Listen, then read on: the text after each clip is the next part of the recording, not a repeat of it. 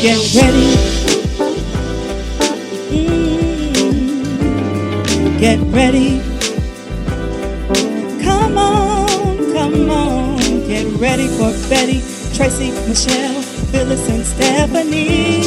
A new show called Good Grief, Good Gossip, Good God, call it G3. Education, celebration, transparency.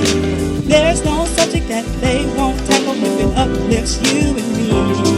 Good grief, good gossip, good God, G3.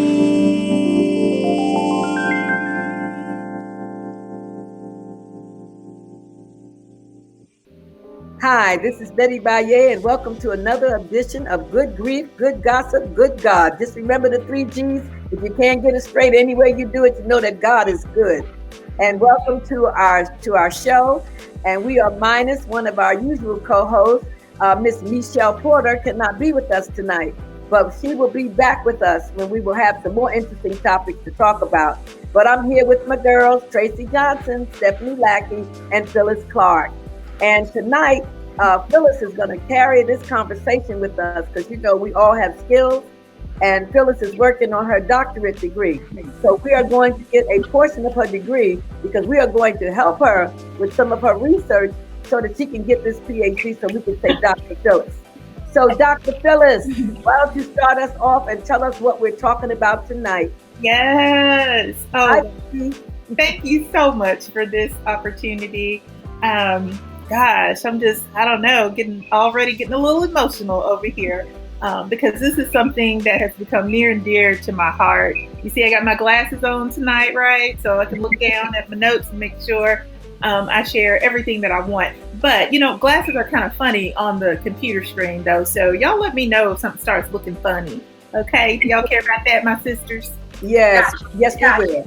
But this has been a long time coming, and I tell you, there are just some things that have happened over the course of my life that were, you know, when I got to a point where I could actually study what I think this is.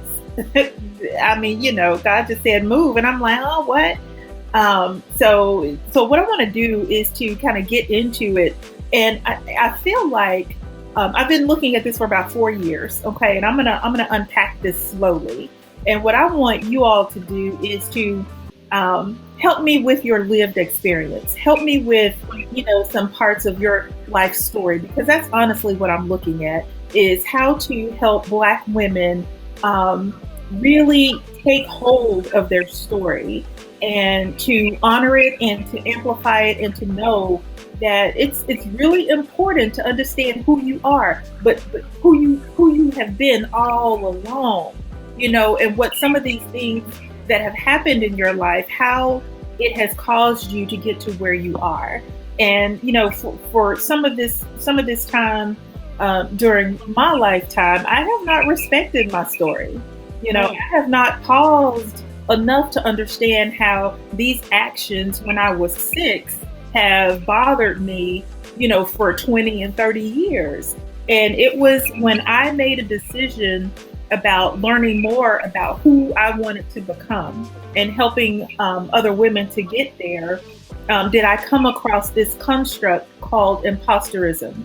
And y'all just stop me with questions. Let's just get in here and talk a little bit, and I can break stuff down as you all asked me. But I can still do this relatively succinctly. But let's just talk for a second about the word imposterism. So I found that it's known out there in the world and in the literature as people like to say imposter phenomenon. Have y'all heard that? Or imposter syndrome or imposterism. I like to say imposterism. But here, more clearly, now let me know if y'all have heard this stuff. I don't know if I fit in here, or I don't feel like I belong, or, you know, this thing in my head is telling me I got picked just because I lucked out. You know, it wasn't because I have inner strength and I'm blessed and because I did this on my own. It's because he didn't get it, so I was next. You know, and so I know you've heard that stuff. All of that is part of this thing called imposterism. And interestingly enough, I found this is not a diagnosis of something. This isn't something that a psychotherapist will sit down and tell you, I am diagnosing you with imposterism. No, not at all. This is a condition. This is or this manifests itself in our life simply because of how we think and how we move in our lives after certain things trigger us. Now, I will say, women and men, some people think that just women, experience this or harbor these types of feelings. And I know you've heard people say, maybe you've not heard people actually say this because they don't give that up that quickly. But, there are times where I felt like a fraud. And when I started seeing that word or an imposter, and I was like, wow, this is something that I want to study because, everybody was talking about the self-doubt and the confidence and things. I'm like, I want to go deeper. Why is that? And so that's what has brought me here. And I know that we all have these stories, especially as Black women, because, think about us for just 1 second. Think about us, as a species, if you will. So the intersection of our race, and you combine that with our gender, and then you think about all of the different types of oppressions that we've had, over the years, including our voices. I didn't personally want to use my voice. I didn't think I even had an opinion at some point. And a lot of this has followed me, through my career. And what I want to do tonight is just to briefly describe it and come up with some strategies because I know you all, I know that there are some strategies and some coping mechanisms and things that we can share with our listeners and the people who are following us and listening to this dialogue. And Phyllis, can I just ask? Hey, Phyllis, I had a... Go ahead, Tracy. No, I was just going to ask, you mentioned gender, so do we know this is more prevalent with women versus men, and then also about race as well? Mm-hmm. Yeah, the thing about that is that because both men and women experience this, but guess what? It is experienced more intensely, I should say, in women than men. And then it depends upon your particular profession. Because I was meeting with a group of students the other day, and they asked me the same thing. And then someone else said, well, what about, does it go away? Does it come back? Do you have it forever? I mean, it's not something that you have. It's feelings that kind of come up for you in certain situations. And so my mission now is to let women know, particularly Black women know, what you're thinking, this inner critic that you carry with you. I want to say something so bad. Maybe I'll just show y'all the book. I'll show you the book. But this is, I know I had a tendency to think that this was me. That because I thought this way about myself, doing these things or doing certain things, that is what it is. And I'm like, okay, wait, something has to give. And in terms of my story, I don't even know if I want to share this. I've shared it. But when I just start to think about how I got to this place, and this actually started for me in the 4th grade. So when I started reading in the literature just a few years ago, I had to comb through my life.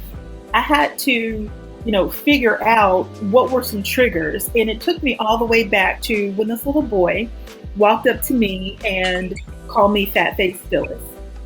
I was 6. I was in the 1st grade.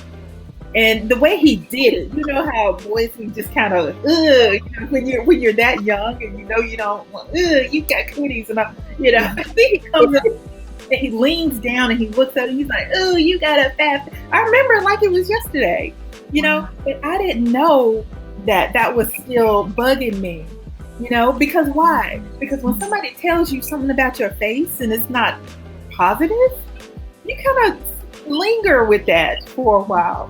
Mm-hmm. And so what I did to me. It's like, oh my God, I went home and I told my mom, I was like, Mama, do I have a fat back? You know, and she's going to be the ultimate mama. Oh, my baby, my you. You know what I'm saying? You know, she's not going to tell me my. I wish I had the picture to show y'all. But when I think about that time right there, that's kind of where it started for me. And what happened was I had to go a few years, and I figured that I'm gonna have to find me some friends, you know, because I have a fat face, so I'm gonna have to do whatever I need to do to start finding friends. And so I did, and I found friends that helped me become a bully. A bully? Let me tell you. Opposite. I'm like, oh, she likes me. Let me just do what she's telling me. Now, see, I couldn't do this with all my friends. I had friends who didn't know this was going on. Other friends over here who had no clue. But these friends right here, you know, I'm in the 4th grade in the cafeteria with one of my friends. And so I labeled it about 5 years ago. I said I was a sidekick bully. That's what I was. I was a sidekick bully because I would do what she said. I would instigate. I would laugh at her jokes. I would laugh at the way she treated other people. Yeah. I would do whatever I had to do to stay her friend. Why? Because I got a fat face. And if I have a fat face, nobody's going to like me. So I have to do what it is that. Wow. And so that happened. I was 4th grade, 5th, 6th, 7th. And if I'm telling all the truth, 8th grade. Y'all, that was 5 years for me acting silly like that. But when I would go home, you know, I'm the best daughter in the world, best granddaughter. I'm doing stuff. I'm taking care of my responsibilities and all of that. And I know I'm talking about, but I'm trying to unpack so y'all could see how I got to this point. And so what happened was I found some new friends in the 8th grade. You know, I'm not 4th grade anymore. I got some new friends. But I still got my fat face, right? It's just eating me alive in here. And so I had a beautiful, gorgeous friend. And she asked me, you know, I was in orchestra at this point and I was excelling and doing things and had all these accomplishments. But I was still this fat face 6-year-old. And what I decided to do was what she told me to do. And I was dared one day in an orchestra rehearsal to dunk somebody's head in the water fountain. Okay. And it was a boy. And I did. I said, oh, that's nothing. So I waited until our break and I snuck up behind this young man and I palmed his head. I went, I pushed him in the water fountain. And then, of course, he got up from the water fountain. His glasses were crooked. Instrument was all resituated. And he just turned around. He turned around to me and he said, you don't have to do what she is telling you to do. That's what he told me. Now I'm 8th grade, he's 9th grade. And I just kind of looked at him. I just watched him walk away. I've told this story before to some 5th graders and you could hear a pin drop. And I just looked and I just watched him walk away. And I'm like, why did he bully me back? Why didn't he speak to me? Yeah. And come to find out, the interesting part was that peer-to-peer thing. This was the first time that someone had told me I could be something different, that I could not hide, you know, behind some words of a 6-year-old boy. And, you know, it really did something for me. And then I wanted to talk to that peer even more. And let me just tell y'all, I've been talking to it for 27 years because that's how long we have been married. Yes. Wow. You did to your husband, and he married you anyhow. Yes. Your husband. So one marriage and 2 kids and a dog later, we are still talking. And I asked him sometimes, like, why didn't you do anything that day? And he said, because I knew your heart. I knew your heart. That's the only answer he ever gives me when I ask that question. Wow. And so, but when you think about that and how I tortured myself all those years because of what a 6-year-old boy did one day on the playground. So, and I actually still took that with me, even after I entered into a marriage. And it started manifesting itself again. And it took me through 2 postpartum depressions, self-diagnosed. And I just, what is it? What is this? Why am I always talking to myself so bad? Why am I purposely not doing what God has told me to do? And it was my former boss told me that, there's something going on with you and I need for you to take care of yourself better. And this was at the University of Louisville, and I took her up on it. I didn't know what else to do, so I did. And that was different coming from her. And y'all, it's a long story down all these trees, but I just wanted to unravel this because it's so important to me, because there are things that our women are walking around here with. There are stories, there are feelings that they are harboring, and they don't know why. They don't know where it came from. They just know that they don't want to apply for that position because of this reason or this reason. And it makes no sense. Mm-hmm. And I just want to help women think about themselves. So what I did for me, how I came up was to really study what this construct was or is. And the only thing I can think about, because I haven't done the study yet. I'm doing everything building up to it. And I said, well, you know what? I can still right now start talking to women to help move them into a different position, because that's what I did for myself. And so I said, so instead of imposterism, y'all, we're going to start talking about anti-imposterism, just like how to be anti-racist, how to be anti-imposterism. So what I did was I created a framework for women to start paying attention to, because honestly, all this does is it goes back to understanding your core values and manifesting the things in your life that you have been called to, regardless of the situation or the circumstance. So yeah, this fat face still lives, but guess what she's doing? She's doing what she's supposed to be doing right now. But see, Phyllis, if it's not a fat face, it's a fat behind, it's fat arm, or whatever. And when you were talking about imposterism, like sometimes it's not just shrinking away from that. It is also the thing that Black women suffer with, that we are, if we're just being ourselves, we're too aggressive. So a lot of us fold ourselves back in order to fit in. So it's not just shrinking away because you're not sure of yourself. It's being sure of yourself, but afraid to show that you're sure of yourself, because you will be judged on that. Yeah. Right? So that's what I think is interesting. It's not just being the bully, but it's also being aware I'm a bad girl. I am good at what I do. Yeah. And then really not saying it, because you don't want other people to come at you like, well, who do you think you are? So, I mean, it's sort of like a two-way street, like finding yourself, finding your space, and knowing that you are good and you bring something to the table, and then having to shrink away, because Black women have this reputation of being aggressive and, all of these things that we get labeled with. Yeah, it's very interesting. Thank you, Phyllis, for bringing this to the forefront, because if you think about this, you can struggle with this 24/7. I mean, if you think about your career, if you're in corporate America, which, most of us have been in, and you're having to, like Betty said, just be your authentic self, be your confident self. I'm a very tall lady. And so when I walk in the room, when I worked in corporate America, I had to sit down, because I've had on my performance review that I intimidate people when I walk in the room, and I'm just walking in the room, and I used to get so, just angry at the feedback when it came, in that type of format, because I'm like, that is just my body walking into a room, and you're intimidated because you have some insecurities. Yeah. Well, that's what I had to live with, to kind of tell myself, it's your insecurity. You want me to sit down? I don't mind sitting down. My heels hurt anyways. I'm going to have a seat.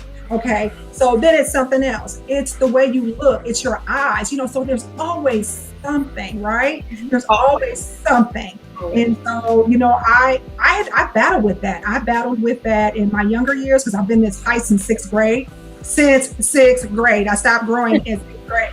At a size 10 feet since sixth grade. So I was always taller than all the boys, and then, if you watch the previous show, I struggled with identity, not knowing 100% what my race was, I struggled with that.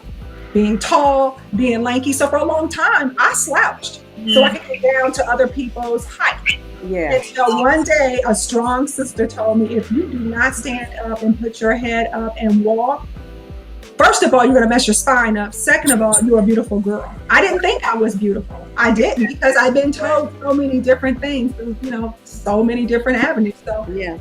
this is such an important topic. And as I work in my nonprofit organization, Improve You, when I go out into JCPS and I mentor these young girls, one thing I talk about is that inner beauty.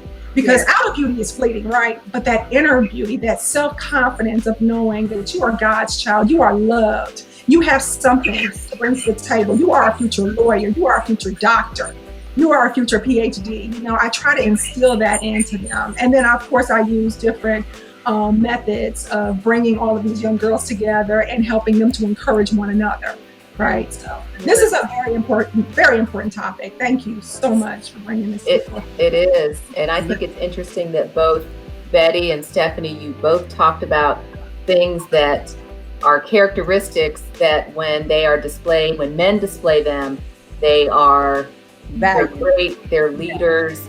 But when women display them, there's an issue. Being tall as a female and walking tall and head high, that's a characteristic that would be wonderful for a male in any organization. And then Betty, your comment about being, aggressive or just determined, those things are all things that leaders should be. They should be confident, but then sometimes when we as women display those, they can easily turn into negatives.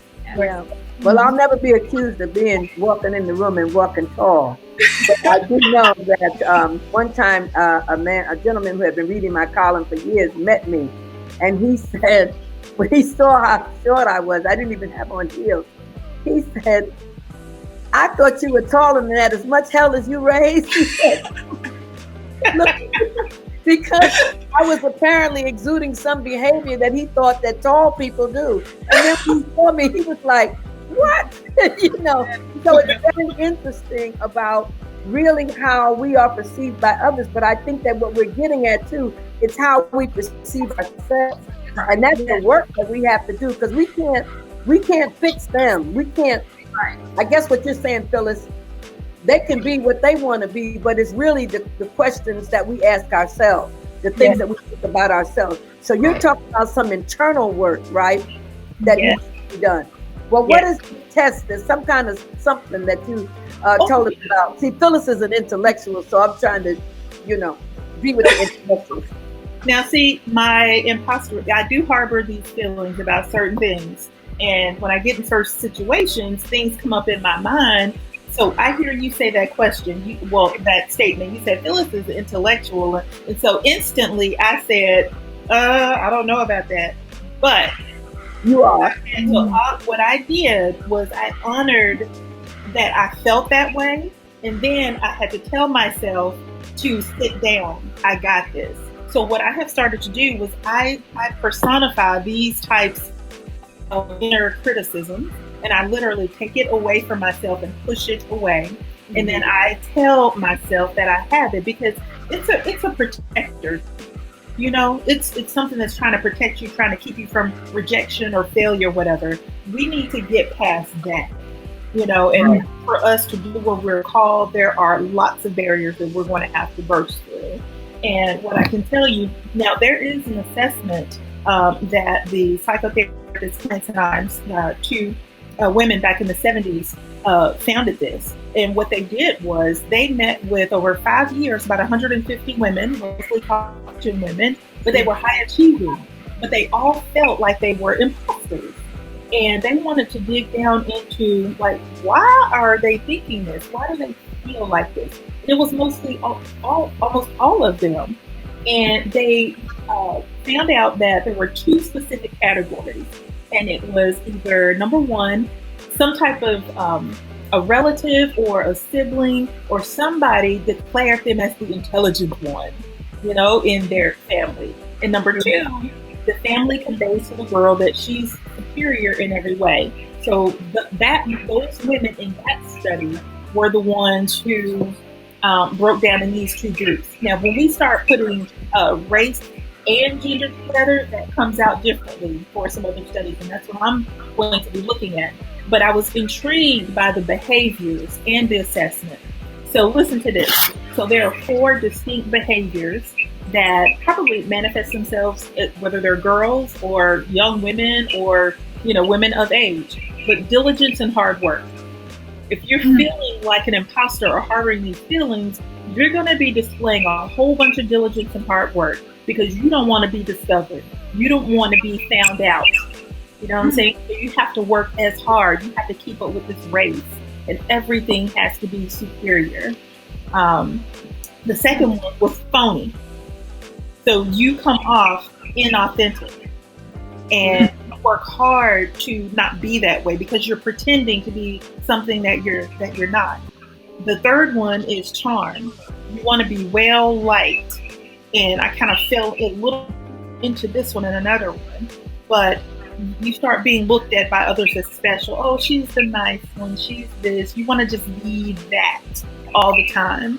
And then the fourth behavior, you start to be anxious about everything, and you shut down. You don't value yourself, your word, your opinion, your thoughts. And you just sit on the perimeter like a wallflower. You should be doing and engaged in these types of things. And so all of this is just really, really interesting to me. So there's an assessment out there, and I can kind of share some of this at the end of our session, but it's where you go. You answer these 20 questions that were created by these ladies that created this, that founded this, and you just see where you are. So anywhere from 0 to over 80, you can score. I took it about 5 years ago, and my score was 78. So in a lot of circumstances, I exhibit high feelings for imposterism. And now that I know that, there are techniques and different things that I'm using to combat it. And so some people might take it and they're 20 and they don't harbor those types of feelings, but at least people need to know. And I think an evaluation on the back end for those who are serious and really understanding this could be helpful. It could be helpful. Well, isn't that when we talk sometimes about the girl that's always funny?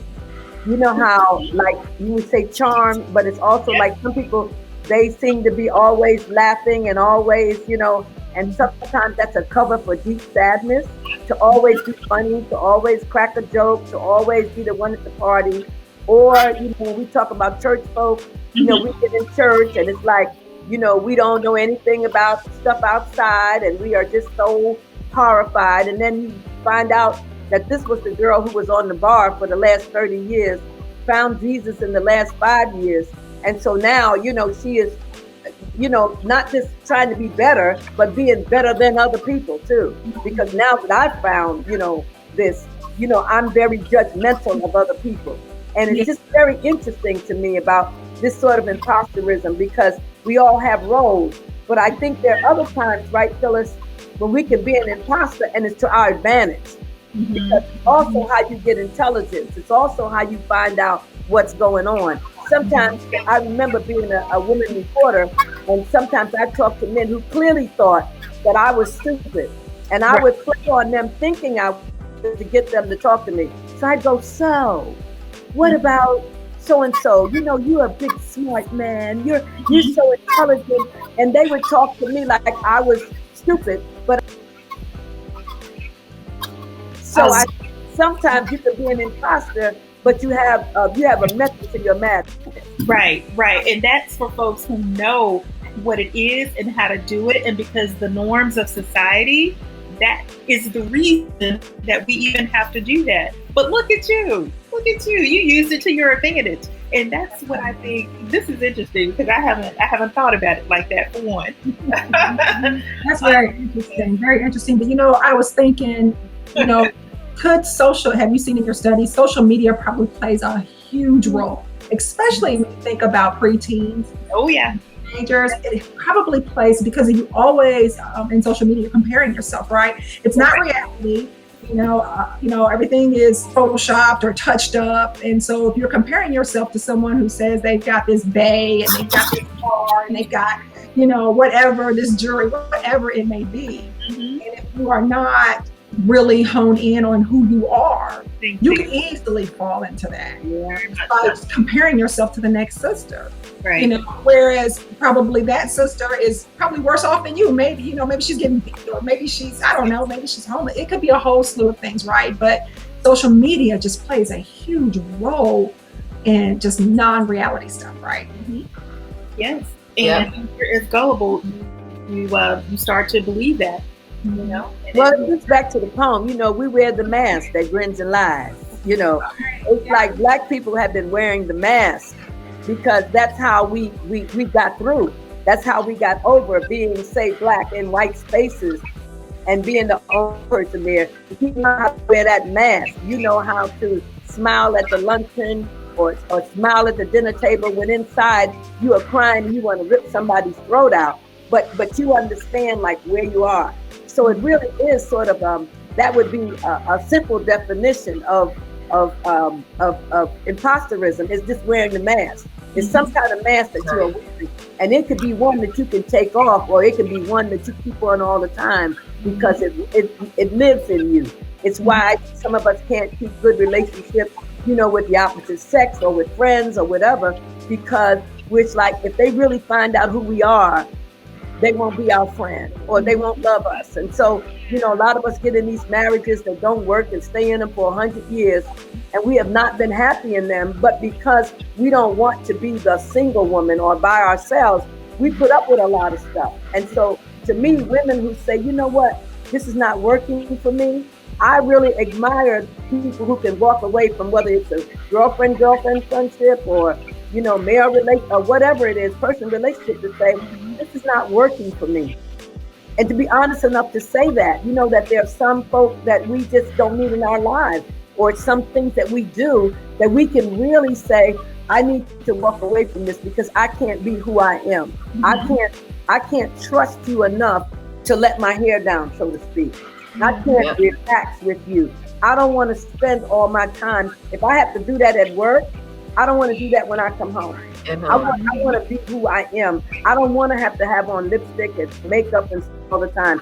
If you can stand me to see how I look, when there's nothing going on. So I think that, we do it for survival, but we also do it because, like you said, it becomes a habit. Or some little boy when we were little that called us fat face, or somebody that said something that sticks with you. And for all the good stuff that people say about you, you keep hearing that negative thing, that one negative thing that somebody says that stands out. Yeah, it's where we externalize our accomplishments. When it actually is from an internal space. It is, and we need, especially more of our girls, to understand this is how they need to walk in the world. So Steph, I love what you were saying about improve you, because that's what it's about, and that's what I'm trying to instill in my daughters right now. That is the foundation. I had my 17-year-old to take it. She was probably 13 at the time, and she scored 40. She was low, so I was just happy to see that she's not walking around harboring these types of feelings all the time. So that was amazing. And Phyllis, do you find when you get to a certain age, because the Stephanie I am today, I'm not that Stephanie in my 20s or my not even in my 40s. So now that I am, in my 50s, it's like I always would hear mature women say, honey, when you get in your 50s and 60s, you are not going to care about what people say. You're going to walk into your own space. That's when you really come into.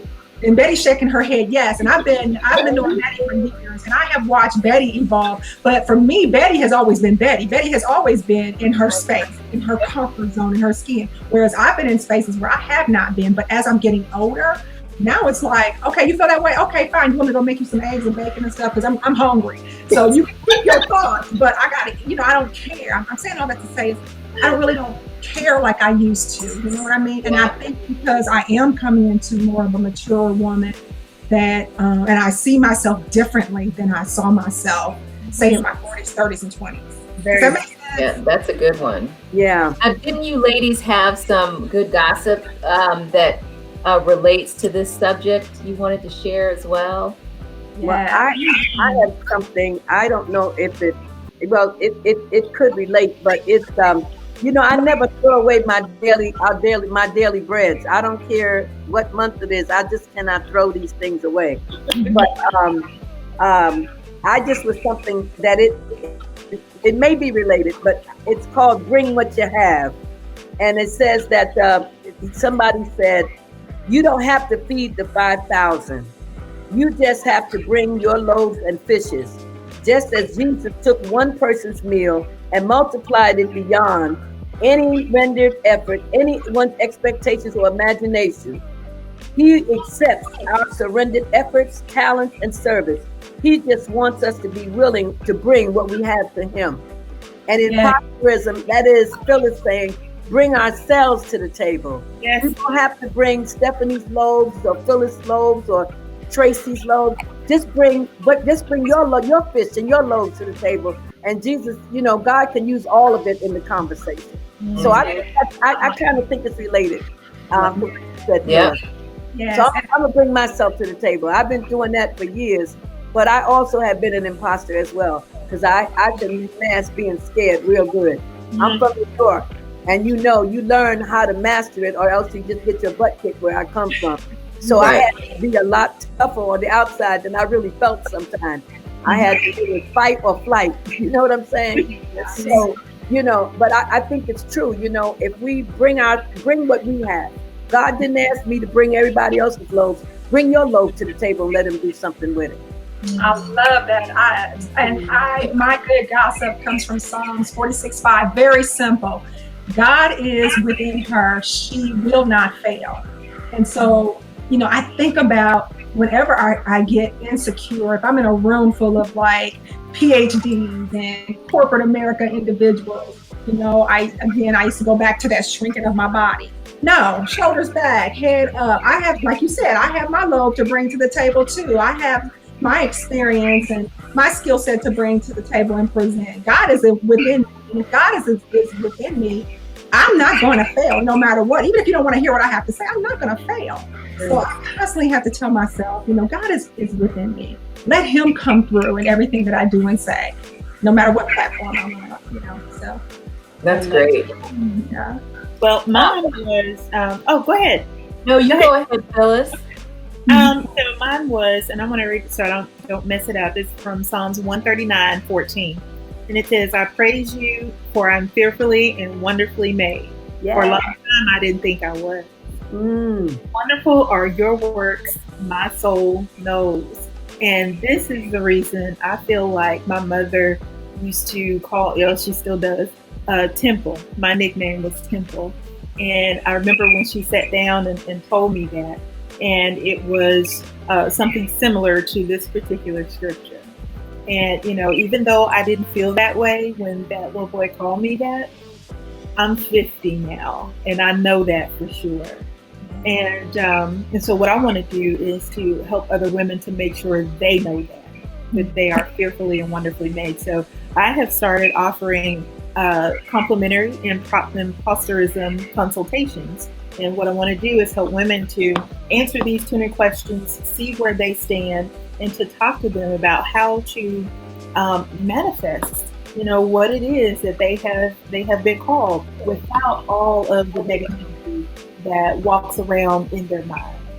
So what is your doctorate going to be in exactly? It's in leadership in higher education.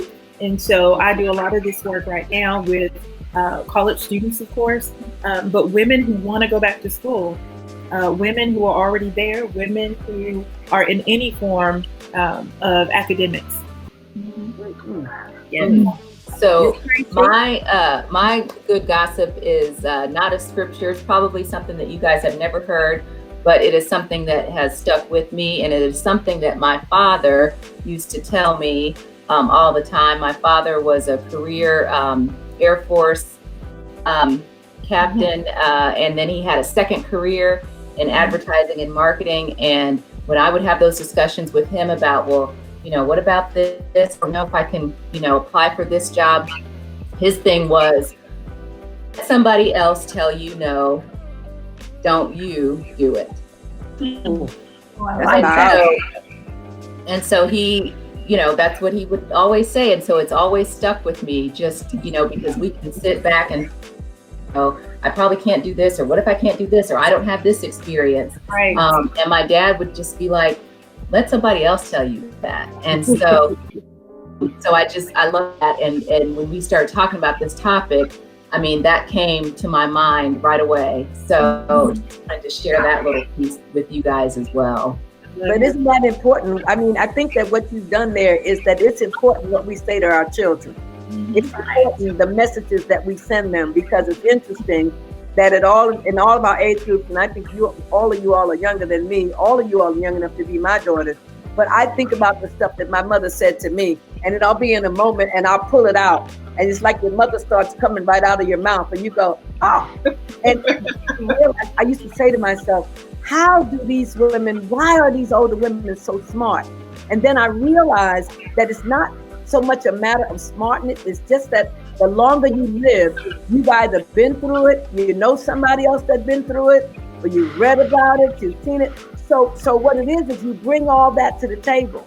And so the messages that you give your children become important, those little mantras. You is smart, you is cute, you can be a doctor, you can be a teacher, you can be a nurse, whatever the messages that they play in your head. And I always think about the dream killers. I call them dream killers. There are people, you have these dreams and you can't share them with everybody because you tell them to some people and they will say, well, Black people don't do that. You can't do it, right? You can't do that. And so we have to teach our children, I think, how to lead. Yes. Even if there's nobody else behind them, but they have to, at the very least, lead themselves. That's right. Absolutely. If you don't do it, it'll hurt them later. Go ahead, Tracy. Yeah. I'm sorry, baby. Well, no, I was just going to say, because we are running on time for sure. And Phyllis, I just wanted to make sure that people knew where they could find you to get more information, take the assessment, or even have a consultation with you. Mm-hmm. Yeah, I'll just mention, so I have a bit.ly link. It's rather simple, but I think we will be able to actually put this up. But bit.ly/consultation with Phyllis. Try to keep that easy. Consultation with Phyllis. Yes. Awesome. I like it. And then Stephanie, your nonprofit too, that you mentioned that helps young women. How can people find out about that? Oh, thank you, Tracy. So it's called Improve You, which stands for Motivating Positive Results for the Ultimate Victor in You. There's victors in all of us, right? So you can find out more information about my nonprofit, my 501c3, at impruv-u.org. Okay. All right. So I think we're ready to wrap up, ladies. This has been wonderful. Yeah. Next time, yes. Thank you. And we need to do. I think, Tracy, we need to do part 2 because we're gonna get Phyllis this doctorate. We're gonna drag Sister Girl to the finish line. That's right. Get this project done. So if she calls you for an interview or something, we need to be ready for her to be the subjects for her doctorate degree. Absolutely. And I just think it's wonderful. And again, this imposterism thing, we can probably come back and visit this topic because it's so meaty, Phyllis. Yeah, and the research that you're doing. So as you move along, we may, we should look at trying to develop another show on another aspect of imposterism and let you lead us in maybe some exercises and stuff of how we can deal with, with these issues of imposterism. Because, girl, I never heard the word until you mentioned it in our first show, and I said, "Oh, okay." So, and I'm nosy enough to look stuff up. So, but Phyllis and Stephanie and Tracy, why don't you take us out? Because as the old lady, I'll take over if you let me.